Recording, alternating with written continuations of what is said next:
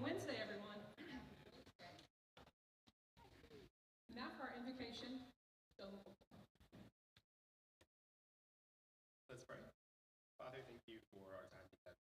Thank you for the love that you bless us with. Thank you for the community that we get. Thank you for this food. It helps nourish our bodies. Good week. Amen. Flag salute. Salute. Pledge. I pledge allegiance to the flag of the United States of America and to the republic for which it stands, one nation under God, indivisible, with liberty and justice for all. You may not be seated. Patty Beth. Let's get this party started, Jess. This is so great to get to sing the fight song for a second time in a month because I have 2 leather jackets. So I wanted you to notice that. You know, our mascot is the Ridge Runner. And for those of you that have just kind of recently moved in, you're probably a little bit confused because the Ridge Runner often gets mixed up with a road runner. But we put muscles on that bird and turned it into a Ridge Runner. But do not Google it. Do not Google it. You will find out that it really, Ridge Runner is a moonshine. Okay. And, but that may be the history of our fight song, why it's so powerful and masculine. Okay, Grove grads, lead them out. Let's go strong. Start out clapping. On the Grove, on the Grove, through the line. From the ball clear down the field, touchdown sure is fine. On the Grove, fight on for your fame. Fight, fellas, fight, fight, fight, and win this game. I think they're about to get it.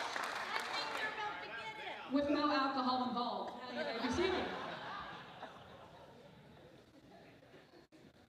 Our Sergeant of Arms this week is Carol LaRue. Carol?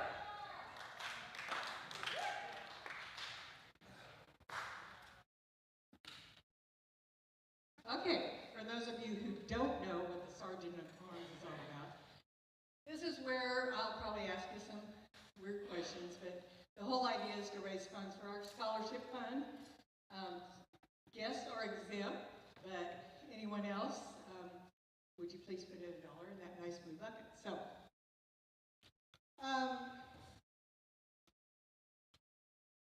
show of hands, how many of you consider yourself a happy person? Okay, good, okay. So, a few questions here. According to wellness experts, which of the following, it's a multiple choice, which of the following is not considered or not recommended as a happiness habit? There are certain habits that if we practice those contribute to our level of happiness. So, first one, question number 1, which is not a recommended happiness habit?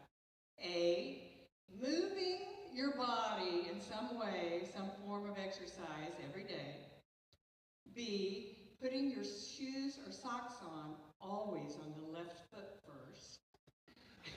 C, spending time with people whom you enjoy and can do more than just chit-chat and small talk with. C, B, okay, B. Okay, B is the correct answer? Okay. Question 2, what is not a happiness habit? A, spending all your time, your free time, reading jokes and scrolling on social media. B, continuous learning, okay. And C, practicing gratitude daily. Okay, good answer. Next one, not a happiness habit. Taking time daily for quiet reflection, meditation, or prayer. B, spending time in nature. C, getting only 4 to 5 hours of sleep a night. Okay, good. That's not a badge of honor. I only need 4 or 5 hours of sleep.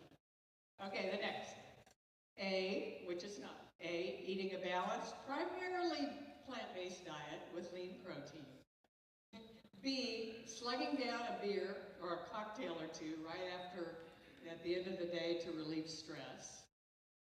Or C, volunteering or helping others in meaningful ways in your community.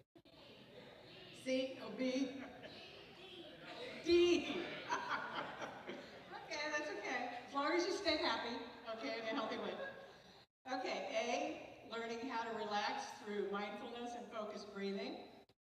B, adopting a positive mindset. Or C, spending all day sitting inside watching the news or sports channels. Which C? Okay. Two more, which is not a habit of happiness. A, impulsive shopping and buying things or food to make yourself feel good. There is such a thing as retail therapy. B, accomplishing needed or required tasks. Or C, taking time for spontaneity, exploration, and play. Anything? Okay. A? Okay. Last one. Which is not. A, surrounding yourself with supportive friends and relatives.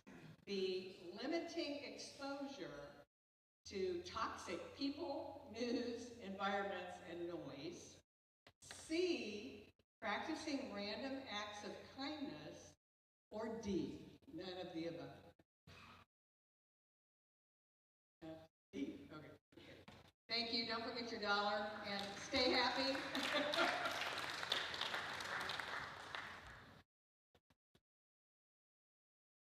So this is a sad one. This will conclude our Students of the Month, Asher and Avery. It's been a pleasure having them here with us this month. And we also need to congratulate them on the win against Sepulpa last Friday. Congratulations. And congratulations to the Grove Cheer Squad that placed third. So we are very, very pleased with these people. Gosh, I was just itching to do that fight song. The cheerleader in me was wanting to break out. I just couldn't. I know. I never just sit there and listen to it. Usually I'm distracted. But anyways, so my name is Avery Nichols. I'm a senior at Grove High School, just in case you guys forgot. But, and I have a few things written down that I've taken away from the last few weeks of Rotary, just in case you weren't listening, and in case you were wondering if I was.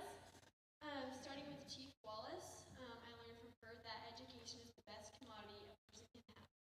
And growing up, my mom has always told me that, you know, you can go through anything, but no matter what happens, education cannot be stripped from you. No one can take that away from you. And so it really just brought to light how important education was, and how, you know, I strive to make that a top priority for myself as well. Another thing that she said reminded me of the Bible verse, 1 Timothy 4:12, which is, let no one despise you for your youth, but set the believers an example in speech, in conduct, in love, in faith, and purity. And it just reminded me of that verse because, you know, she was young, but she made a difference. And how no matter what your age is, you can make a difference. And even if we're young, you know, students can still change the world. And then from John Raines, he said, to be impactful, impact 10 people, and those 10 people can impact another 10. And then before you know it, hundreds of people have, you know, been impacted by this one good deed that you did, small or little. Along with that, a servant heart has no capacity, which means it doesn't matter if you're, you know, giving me $10 million today, or if you're just holding the door for me. You know, it's going to make my day, and no matter what you do for someone, it'll make them happy, just little or big. And this one was kind of hard, but I still took something away from Timberlake Construction. And so even though it wasn't like, you know, something, you know, super meaningful or personal, it just showed how caring our community was, and that we saw the need for a new police and fire station, and that, you know, we lifted them up, and that our community lifted them up. We gave them the things they needed. So, despite my youth, I hope to learn from all of you guys in this opportunity and to further my education. This has meant so much to me, and I'm so glad to, you know, be with you guys these last few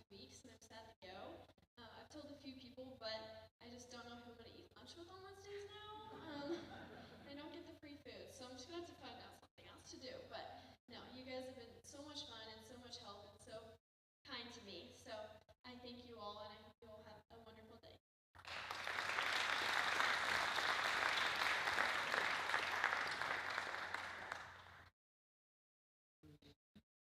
Sorry, let me get my notes pulled up here for a second.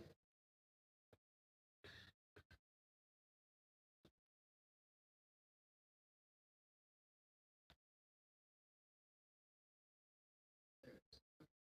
So, as you might know, or at least I hope so, my name is Asher Hewlin, and I have enjoyed my time here, either talking about football or just talking about my parents in general. I'm up. And a lot of things I took away from this, well, first of all, Chief Wallace, her story was very impactful.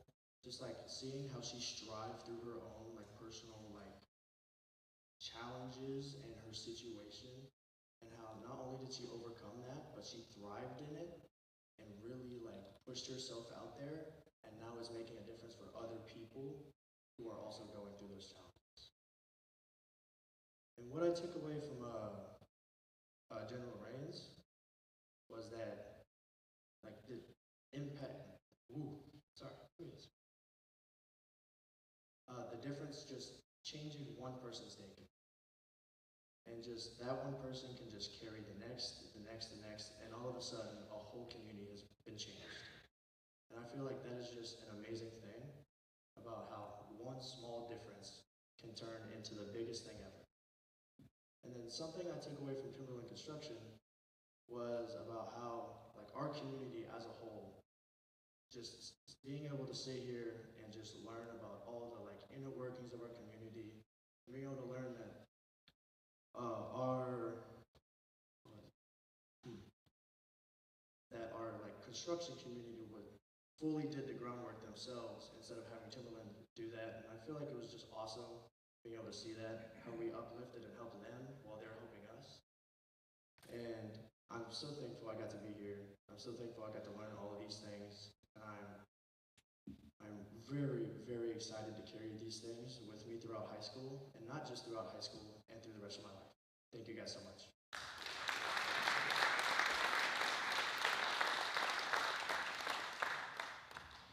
You only thought they were sitting over there eating lunch, didn't you? Avery, I understand your premise, but I'll open my own door and take that $10 million. Thank you. Our Rotarian of the day is Suzanne Knott. Suzanne has been a Rotarian 15 years with our club. She is donating her time back today so that the coaches will have ample time to visit with our group. So Suzanne, let's give Suzanne a round of applause, 15 years. Our caterer is Mulligan's, wonderful job as always. And our guest today with me, Lacey Berriman, also board member. Thank you for joining us, Lacey. With Christy Wallace is Sarah Wilhelm.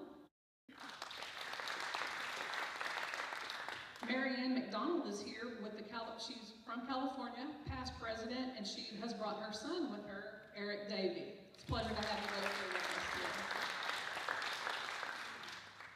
And then we cannot forget Asher's lovely mother, Pam Lawson, and our friend Christy and Serena Nelson. Christy Wallace, Serena Nelson, Pam. Thank you, Pam, for joining us today. We have a couple Rotarian announcements, and if we can make those quick so that the football team can get up and start their presentation. So, Jim Matthews and Clint, if you will make your way to the stage, please.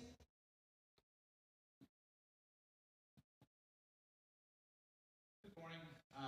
Just want to let you guys know that we're going to have our annual book fair for the fall start 2 weeks from today. Those 5 days, I'm looking for volunteers. I'll have a sign-up sheet next week. Basically, it's Wednesday, Thursday, Friday, then a Monday, Tuesday. I need at least 2 volunteers per day, and it's from 9 a.m. to 11 a.m. So see me after the meeting or next week. I'll have a sign-up sheet. Please come out. It's a great time for the kids. It's a great time to just have fun. I love the reading. Thank you. Thanks, Jim. I'll be real brief. We have a tournament, a fishing tournament, on October 10th. Saturday. It's Major League Fishing. They're coming back here to Grand Lake, so we need help launching these people. I will not be here. Brent Malone has offered to help me out with this, so I'm going to let Brent do the detail work on timing and everything else here in the next couple weeks. And I want to let everybody know and give everybody a heads up. Hello, everyone. I am going to share a little activity that's coming up with Grove Middle School students. We are celebrating our students who are meeting a reading challenge in the historical fiction reading challenge that's been going on. Those students are going to have a special trip to Harbor Village, and we're just asking if anybody would be interested to help volunteer. Just Harbor Village wants one adult for each 10 kiddos, and we just need a few extra hands on deck. So if you like adventure, you like witty humor, and feeling youthful again, then spending that afternoon with middle school kids would be an awesome way to share that. So this is going to be on Thursday, October 23rd, 8:45 a.m. to 2 p.m.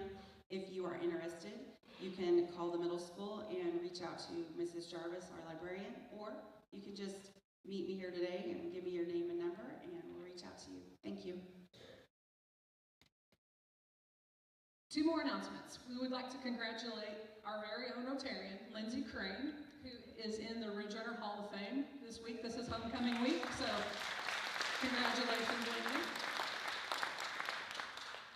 And then a final announcement on that portion is we will be having our fall social next Saturday, October the 4th, from 4 to 7 at the Jason and Serena Nelson property, which is also known as Howie's Landing. So we would love to have you. We have a pavilion. We've been asked if we have restrooms. Yes, we do. They're not porta potties, or there's plenty of trees for the guys that would like to. Sorry, that was bad. Anyway. Join us next Saturday. We will have TVs because we know OU is playing Kent State. That will be on. Leave that alone. So, Pat, if you will come, make your presentation of our coaches, please. And our Rotarians have also taken up a collection of items needed. We have towels, we have laundry detergent and soap at the back, so if you guys will make sure that you take that this afternoon, they wanted to support your program. All right, thank you. As Serena mentioned, this Friday's ball game, it's homecoming, but at halftime, she mentioned Lindsay's name. Lindsay's recognized as probably the greatest female athlete we've had in Grove schools. She was a freshman many years ago, and I had her in class, but she is an all-state in 3 sports, and I think she is the only one that has accomplished that. Our football staff, I know we had Coach Keenom here. I think I got to speak about a month or so ago. We had a business meeting beforehand, and I had a deck of PowerPoints that I got maybe a third of the way through, and I just cut myself off just so I can get Coach up here to give a little bit about the message that he is sending to his players and selling to the community. But it's even better that he gets a chance to come up here today because now there's some substance behind the message that he's telling because they are 3-0. They've had 3 very good ball games, 2 convincing wins to start the season, and then we beat a 6A school last week. So I'm going to introduce Coach Ryan Keenom to come up here, and then he will introduce the staff members that he's brought. Oh, well, we have 4 tickets. How good of an auctioneer are you?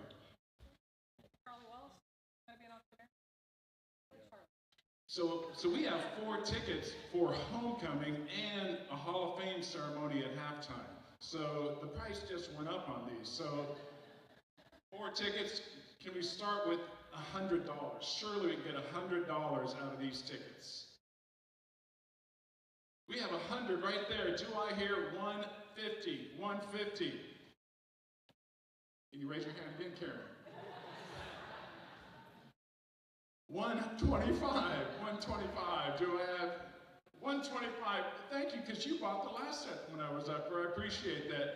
Now back to 150. Do we have 150 for these tickets? Homecoming, Hall of Fame. Karen, 150.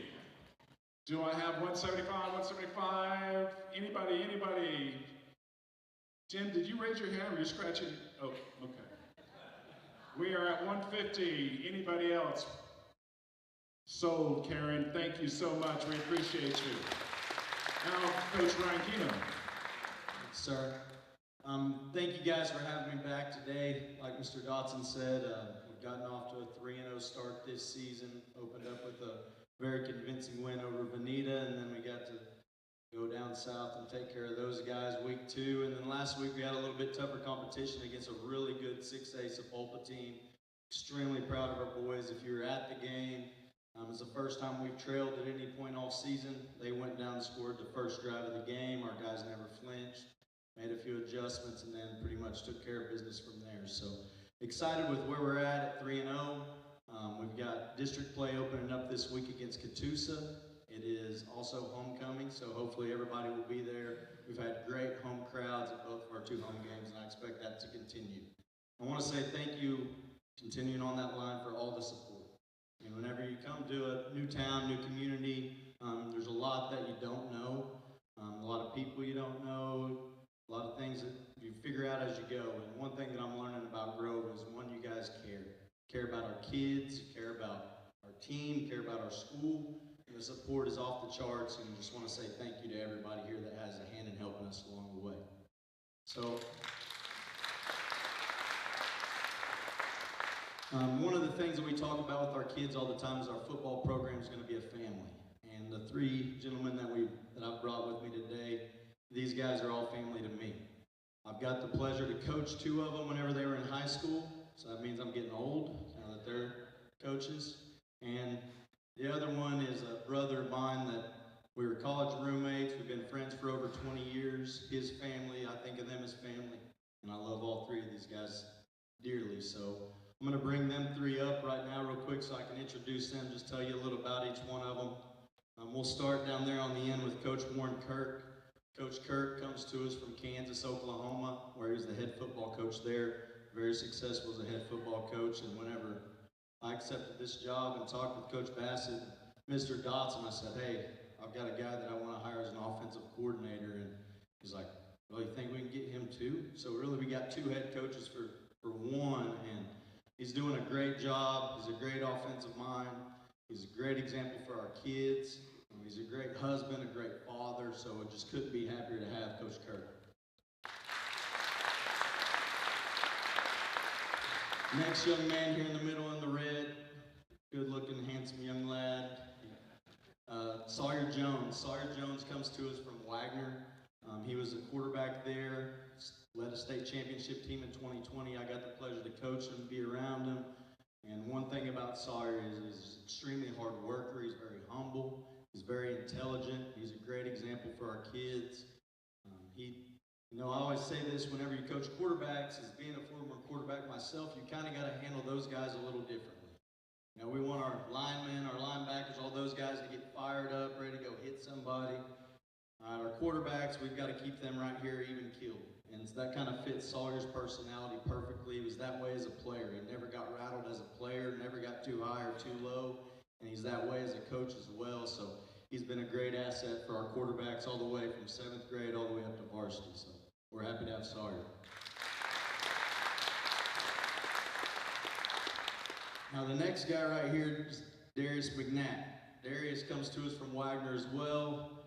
All those guys that were getting fired up trying to hit Sawyer, Darius made sure that didn't happen. He was one of the best linemen that I've ever got to coach, and his job is to get those guys fired up, to get them playing hard, and he does a great job of that. He brings passion, he brings energy. I couldn't be happier to have him. He's a great young man, so we're extremely happy to have Darius as well.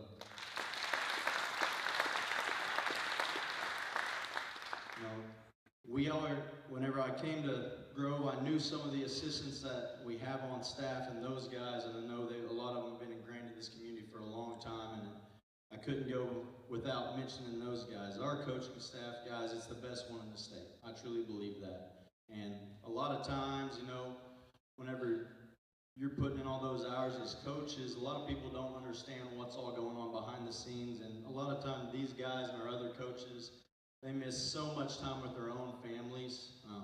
So I just want everybody to remember that, how much these guys put into it. We're not perfect. We don't always make the right calls on Friday night, but it won't be from lack of effort or lack of hard work on our part. So I know we're all in it for the right reasons. We all love what we do. We love helping kids. I'm very proud of one of our football players that we have here appreciate you, and thank you.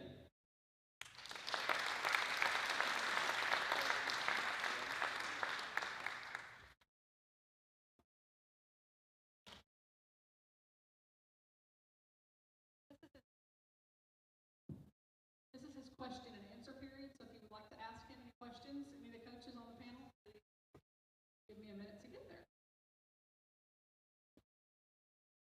We might as well get this out there. Which of you, or are all of you, applying for the OSU position? I will say that there is one OSU fan amongst us, so we're not all smart, but 3 of us are.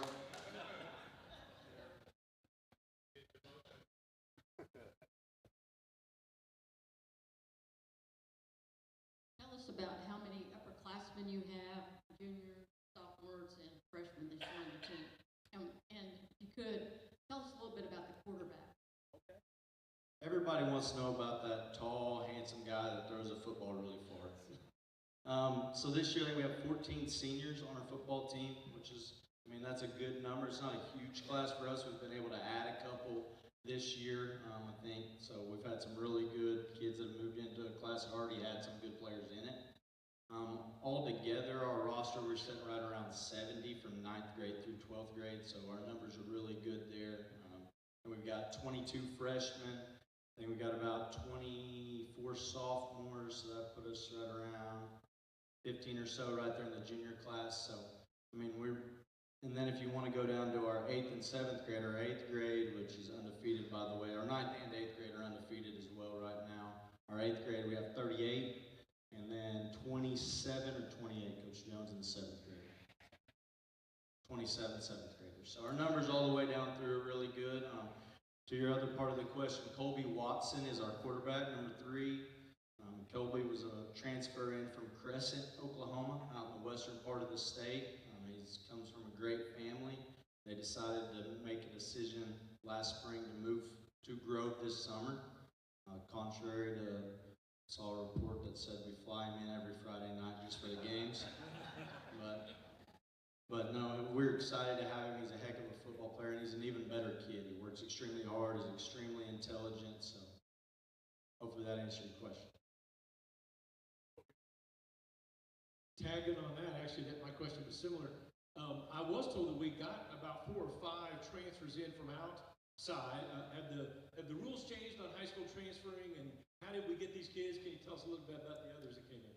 Yes, so 2 years ago, the OSSA, which is the governing body for athletics in the state of Oklahoma, they kind of made a transfer rule change. Used to, you had to move into the district or get a hardship, which was apply for a hardship, extenuating circumstances, which was really hard to get. 2 years ago, they made a change where now each kid in high school gets 1 free move. So that means that they don't actually have to move into your district now. One time throughout their 4 years of high school, a kid, let's say they lived in Commerce, they could apply for a transfer, which they have a period from July 1st through July 15th in the summer. That's when you have to apply for it, and then you get 1 free move a year. Which all of the kids that we have that are new this year have actually moved into Grove, so we don't have anybody that's on a transfer. Different question altogether. Tell us a little bit, what else do you need to make this program even better? I know we brought soap and other things, so obviously budget's an issue. What are some things that just make, I don't want to complain about or anything, I'm just curious to know, what do you need to take this to the next level? I think, and this goes to I called it the transfer portal era, that everything to me trickles down from college to high school. And we've seen, the last few years in college where you have more player movement than ever. High school has kind of gotten the same way. It doesn't affect us as much probably as it does some more metro area schools, but you want your program to be appealing. If families are looking at moving to an area, we want our program to, if a kid was looking at schools right around here to possibly go to, okay, I want to go be a part of that. And number 1, winning. And I think we're taking care of that part on the field. If you're somebody that was looking to move into this area that has a kid that plays football, they want to go play for a winning program. And we have that tradition. We're trying to build on that as well. Number 2 would be facilities. That's something that kids and their parents like. I know we've talked with possibly in the process of getting new turf for next year, which I think is a great step in the right direction. We redid kind of our locker room area right now. So facility upgrades is always going to be kind of keeping up with the Joneses. If the school's down the road or, getting things, it's things that you want to try to stay in the ballpark with them. So that would be, something that's always going to be an ongoing need for schools, is to be able to upgrade facilities as time goes on. So that would be one thing as well right there. But for the most part, we've got great support. I think, if we continue on the path that we're on, we're making ourselves very appealing to people that are looking to move into this area. So hopefully that answers that question. I carried a question for somebody else. Maybe I missed it. The other kids that transferred in, did they transfer in for football, or they just happen to be moving to Grove for other reasons? I would have to, without knowing specifically who anybody's talking about, it would be probably hard for me to answer that. I don't think it's a negative question. I think it's just like, oh, are they moving here? There are definitely, with some of our senior movements that we got, I think football was a big part of the reason, and that appeal was a big part of the reason why they moved in. I loved your campaign where you had football players calling around raising money. I'm just curious, I think it was a success. Can you tell us about that, how much you made and what you found to do with the funds? And I don't think we've done anything quite that level in our schools. So we did it was actually through our booster club. We did a fan pledge fundraiser our booster club did for football. Right now, we're at about 36,000 raised for that. So thank you to everybody. If there's people in here that donated. As you know, football is a very expensive sport. So I think I tallied it up last year on a Friday night to put a kid on the field. It costs about $1,400 a piece. That's talking helmet, shoulder pads, girdle, jersey, pants. So just to be able to outfit kids, it costs quite a bit of money. So naturally, some of that will go to that. Also, our booster club feeds all of our teams 7th through 12th grade at every game. So when you're talking 70 players on a Friday night, you've got about 85 on a junior high night. That costs a lot of money. So a lot of it goes towards that as well. Any other questions for Coach?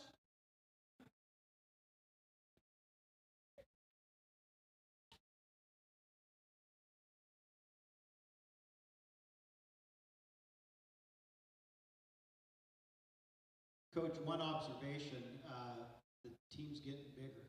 That is great. And there's some bodies on the line. Watching the game, what adjustments did you make against that freshman quarterback? Because their first drive, it looked like they were just going to rip us apart. Then they stopped throwing the ball for whatever reason. That's one question. The second is, back to your players. We noticed a lot of two-way players. Is that something that you're doing out of necessity, or is there a plan to start moving some different players in and giving guys rest? Thank you, sir. To your first comment about the size, I love it. We'll take all the big guys we can get, but and as somebody that coached against Grove in the past, and comments from people in the community, they're fans of our football program, I've heard a ton. This is the biggest line that that we've seen that Grove's had. And I'd attribute that to genetics. 2, our strength program that we have. I know that when all of our varsity football players are in first hour weightlifting as well. So, that's not something that just happens overnight. So I think our guys work extremely hard in the weight room. And I think that's been a big contributing factor to kind of seeing some bigger guys. Even some of our skill position players are, 15 pounds bigger than they were 6 months ago. So those guys are putting in the work there.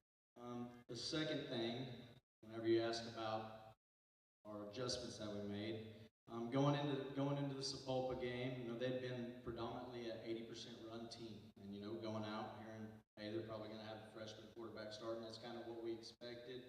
Obviously, first quarter that was not the case, but I think a couple things happened. The first thing, they stopped throwing the ball because we started getting off the field on 3rd down. So even though it may seem like they weren't throwing as much, we just didn't have to defend as many plays because we got 3rd down stops and got the ball back to our offense. First drive of the game they scored on, we didn't do that. Secondly, we started getting pressure on him. And anytime you're facing a young quarterback, you want to get pressure on him, you want to get some hits on him. He started to get some happy feet there later, wasn't near as accurate.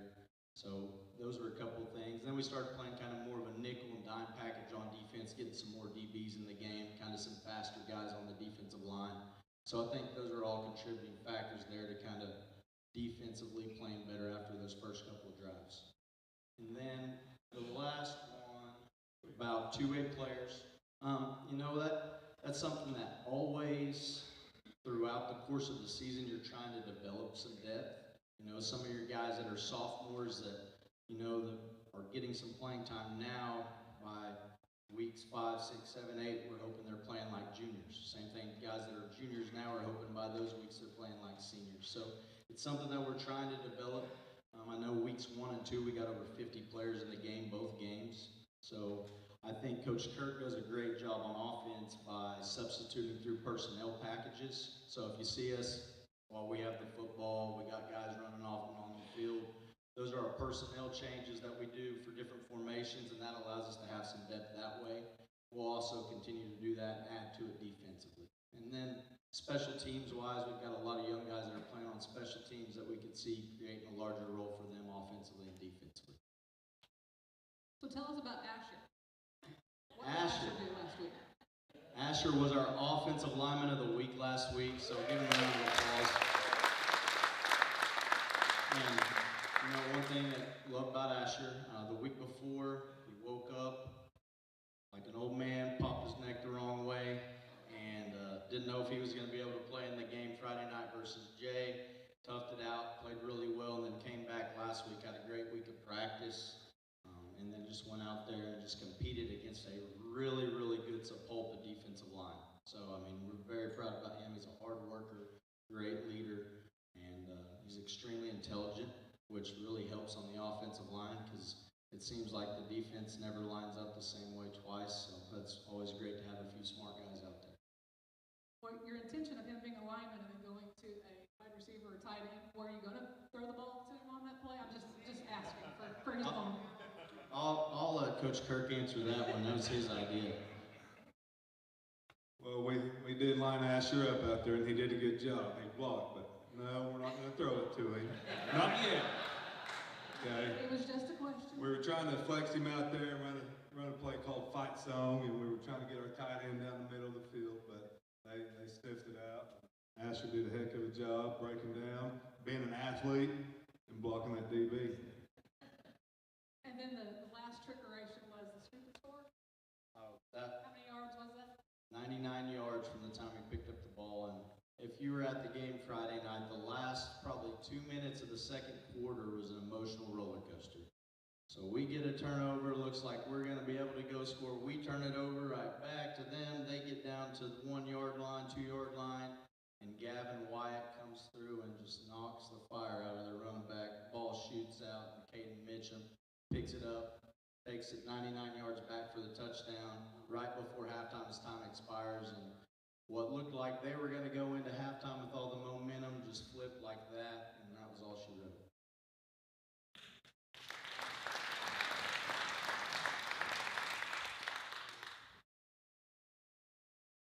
Is there any student athletes looking like that are going to be able to play?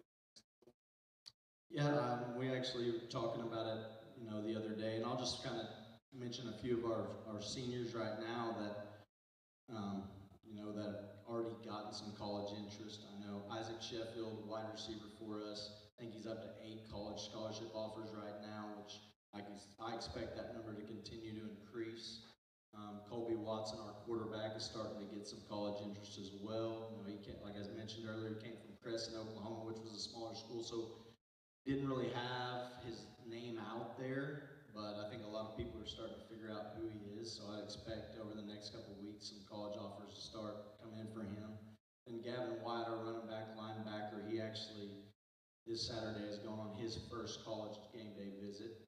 And then there's also some of our seniors like Xavier Hernandez is starting to get some interest from some smaller D2 schools in the state. We also have, as you would know, we have one of the best deep snappers in the state.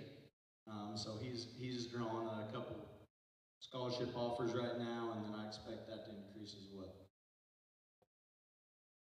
Yeah, he got offered a preferred walk-on to South Dakota last week, which is the FCS school. One more way to ask Coach Kirk here.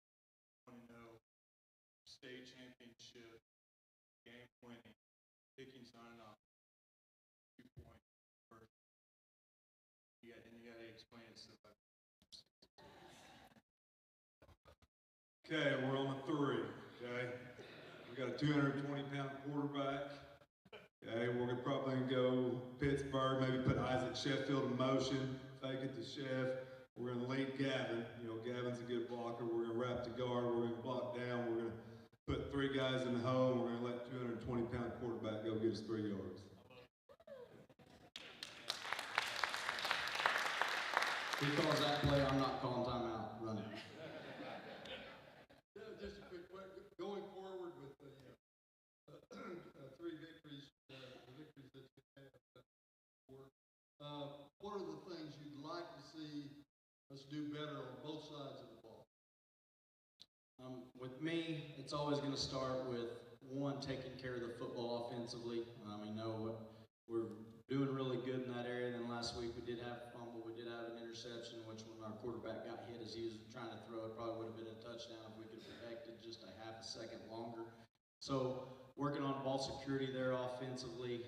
Also, red zone offense was something the week before that we'd focused on, so we did a better job last week of that. So those are a couple areas on the offensive side of the football. And then defensively, probably an area that last week we gave up a couple deep passes. So we always want to make them go the long way, make them keep snapping it, don't give up big plays when we're on defense. So that's an area of focus as well there. And this gentleman's question earlier, I think developing some depth is huge. And so we've got guys that are working hard in practice that are going to have a larger role this week that may have not been a starter yet. So I think it's a long season. If you want to get to be playing in December, you're going to have some bumps and bruises and guys get banged up along the way. So having some younger guys step up so we feel a little bit better about the depth there, those will all be key. Penalties, well, if we can get Coach Crowder a size smaller shoe, we wouldn't have had a couple of them in week 1. But I mean, those are always a big deal, and I call them effort penalties and dumb penalties. There are some effort penalties that you're going to have throughout the course of a football game, whether it may be a kind of a holding call. I don't know if you guys know this, they can call holding on every play. So it's just when they pick and choose. We can live with some of those effort penalties. The dumb penalties, and we got better last week, those would be false starts, jumping off sides, late hits, those nature. Those are the ones we want to make sure we get eliminated. Can we talk about education for a second?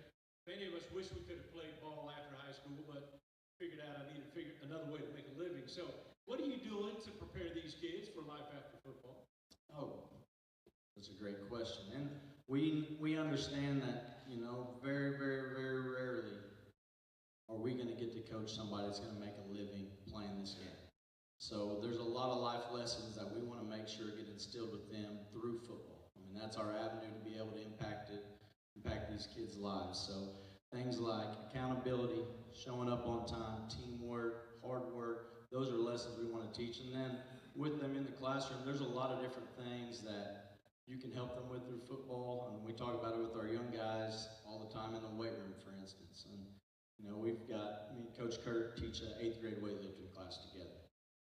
If you asked those kids a couple weeks ago what this plate or added to that plate was, probably a lot of them didn't know. They can all tell you now if we got a 45 on the bar, how much that weighs, and so on and so forth. So, but we want to make sure that these guys, one, are handling their business in the classrooms and understand the importance of education, because football is going to end for all of us one day.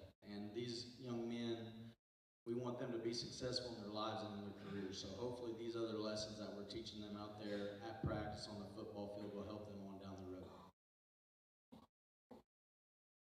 With the NIL you're talking about with college trickling down to high school, and now you're saying that rules have changed where kids can make a one free change. That opens up the issue of recruitment. How is that affecting you? Is it going to be something that's open recruitment, or is it going to be in the shadows, or how do you see that? Well, if you believe some of the reports that I hear, and I haven't heard of any of them in this area, but there are a couple big name players that have moved around high schools in Tulsa this summer that there was talk of some pretty substantial amounts of NIL money that were handed out to some of these high school kids. Now, I have no facts on that, but I do think that's starting to happen.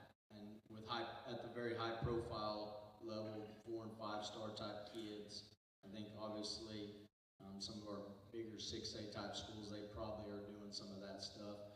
For us at our level, as far as the recruiting question with the rules, if some coach from a school is the one that reaches out to somebody, that would still be a violation, an OSSA violation. Now, if a parent calls our school and is interested in our school and they want to come and tour our school, that's completely legal. And I mean, that's something that, whenever kids are interested and they come to visit your school, you want it to be appealing to them. And I think, we have that here. No. Yes, yeah, they have to initiate that through the school, but coaches can't go out and do any type of recruiting. 100%. And, if you look at the teams that consistently win state championships in their classifications in Oklahoma, for as long as I've been alive, it seems like new good players show up every year. So I think that kids want to be a part of winning, and we want to make sure that we're doing everything, working hard so that we can have that type of success. And then if we get, a couple of good kids that want to come be a part of that, then that's great. So speaking of D1 prospects, we were at an OSU coaches event one time, and they were talking about how so many parents think their kids the D1 prospect, and they spend money on all these expensive camps. But he's like, if you're a true D1 star, we are going to find you. Like, we're going to know about you. And I just wondered, you're on that side of it. How do you feel about that? And also, if we're seeing today's students trying to ramp up their social media following, I mean, I've noticed some videos from even some of our kids where I'm like, I think somebody maybe help them produce that. So are we seeing our kids trying to market themselves a little bit more? Is that even necessary? Are these expensive camps worth it? Just kind of curious your take on that. To your first part, I've always said a D1 kid stands out. They're few and far between. We've got a couple guys that are probably borderline, and a lot of times whenever you talk to college coaches, they have a list of boxes that a kid needs to check to be a Division I player, usually size, speed, length, explosiveness, all those things. So most of our players that we talked about not having a ton of huge guys, they may not fall into some of those size categories that a Division I school is looking for, but they do fall into a Division II or JUCO, NAIA type school.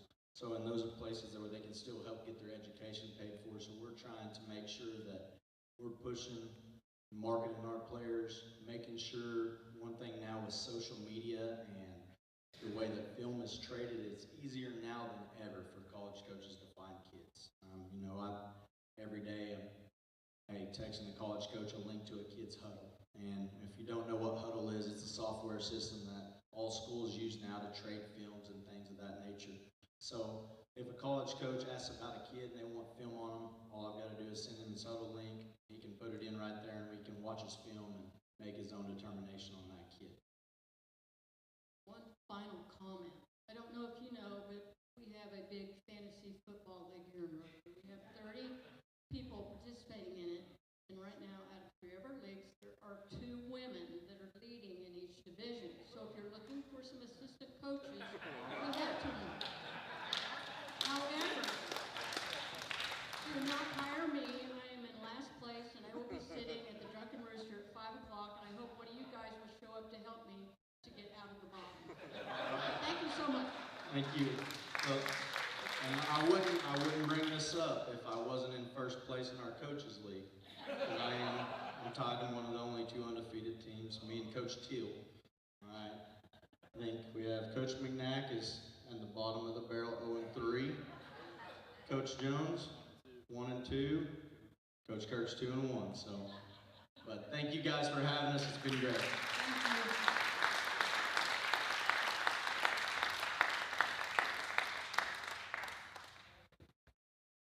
If you're unable to make it to the game on Friday night, it is also live streamed now. We have a wonderful journalism department.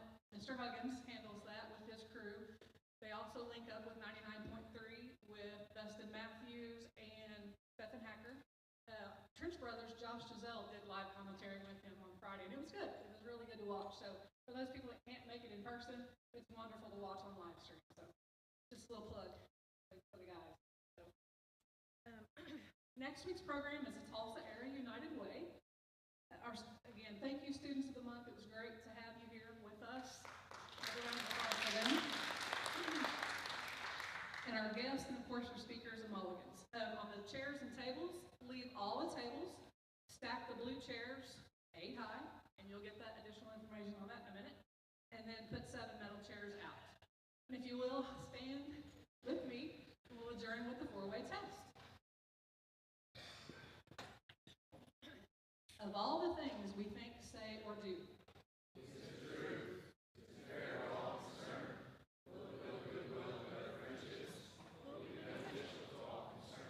and is Ridge Runner football fun?